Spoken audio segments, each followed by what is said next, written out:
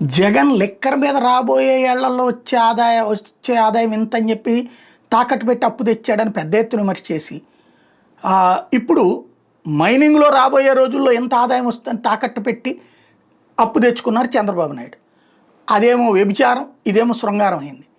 అప్పుడేమో అప్పులు తీసుకుని నాశనం చేస్తున్నాడని, ఇప్పుడేమో అప్పులు పుట్టనీయకుండా చేస్తాడని చాలా స్ట్రాటజిక్గా మాట్లాడుతున్నారు. అప్పుడేమో అన్నిటినీ తాకట్టు పెట్టి అప్పులు తీసుకుంటాడా అని విమర్శించి, ఇప్పుడేమో అప్పులకి సంబంధించి తీసుకోనీయకుండా అడ్డుపడుతున్నాడు, ఇదేం దుర్మార్గం అనే కోణంలో రాసుకొస్తున్నారు మీడియా. ఇది పక్కన పెడితే దీని వలన ఆంధ్ర ప్రజలదెత్తిన గుదిబండ కాబోతోంది అనే వార్తని చాలా టాక్టికల్గా విషయమైతే రాస్తుంది. కానీ అది ప్రభుత్వం యొక్క తప్పుని అని కాకుండా తప్పని పరిస్థితులు అన్న కోణంలో రాసుకొచ్చింది ఆంధ్రజ్యోతి. గనుల ఆదాయం పెంచాలి, 2 ఏళ్లలో 2 కావాలి. ఎట్లవుతుంది? నూతన ఖనిజ తవ్వకాల ప్రాజెక్టులు తీసుకొచ్చి ఆదాయం పెంచాలనుకున్న సర్కార్ కొత్త సమస్య వచ్చి పడింది. రాష్ట్రంలో ఖనిజ నిక్షేపాల లీజుల్ని ఆదాయ వనరులుగా చూపించి 9,000 కోట్ల బాండ్లు సేకరించిన ప్రభుత్వం తిరిగి అసలు వడ్డీ చెల్లింపులో విషవలయంలో చిక్కుకుంది. 9,000 కోట్ల బాండ్లతో కొత్త ఖనిజ ప్రాజెక్టులు చేపడతామని సర్కారు చెబుతున్నా అవి కార్యరూపంలోకి వచ్చి ఆదాయం తీసుకొచ్చేది ఎప్పుడు అన్న దాని మీద స్పష్టత లేదు. కానీ 2026-27 ఆర్థిక సంవత్సరం నుంచి బాండ్లకు అసలు వడ్డీకి కలిపి 1,800 కోట్ల రూపాయలు చొప్పున తిరిగి చెల్లించాల్సి ఉంది. ఇది సజావుగా సాగాలంటే ఆంధ్రప్రదేశ్ ఖనిజ అభివృద్ధి సంస్థ ఆదాయం 26-27 నాటికి 2 కావాల్సి ఉంటుంది. ఇది ఎవరో చెప్తున్న మాట కాదు, స్వయంగా రాష్ట్ర గనుల శాఖ సర్కారు ముందు ఉంచిన నివేదిక సారాంశం.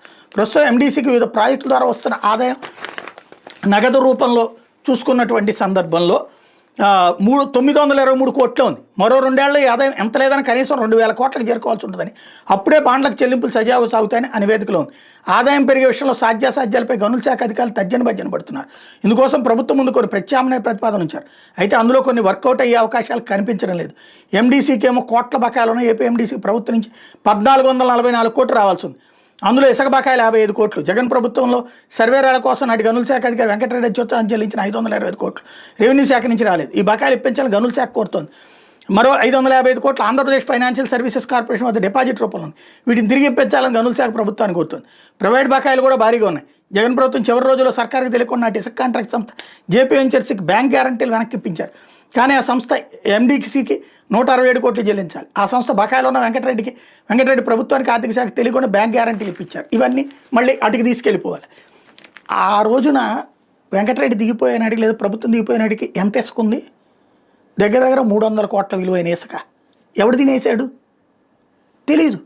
కుప్పలు తెప్పలు మొత్తం ఈ కూటమి ప్రభుత్వం రాగానే వీళ్ళ నాయకులు అమ్మేసుకున్నారు. ఇక్కడ గనుల్లో 1,1800 కోట్లు కట్టాలంటున్నారు. ప్రభుత్వం సరిగ్గా సీరియస్గా నిర్ణయం తీసుకుంటే ఏడాదికి 10,000 కోట్ల ఆదాయం వస్తుంది. 10,000 కోట్లు ఎట్లాగా? మొత్తం గనులన్నీ ప్రభుత్వంలో తీసుకొని 9,000 కోట్లు ఎందుకు అప్పు తీసుకున్నావు? నువ్వు దాన్ని ఒక ఆదాయ వనరుగా మారుస్తానని కదా. ఎట్లాగా?